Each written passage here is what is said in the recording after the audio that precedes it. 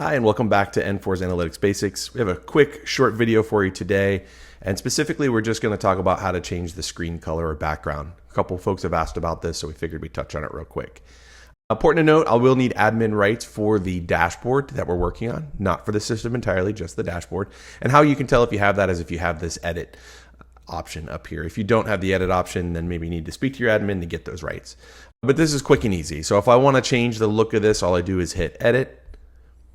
And you'll notice I'm in edit mode because I have all these gear icons that are now available on the screen. And to change the color of the background, I'm just going to select options. And I'm going to use a dark theme. And you're going to see the color change here. So just something a little easier on the eyes for some, maybe a different look if you're trying to mix it up. You want to keep your dashboards from getting boring and freshening them up. This is how we would change that over to a dark theme. As always, bottom right-hand corner, there's directions on how to do this. And keep those questions coming if there's something else you'd like to see how to do. Just one last final point. Don't forget to save your new color-themed dashboard by hitting save in the upper right-hand corner.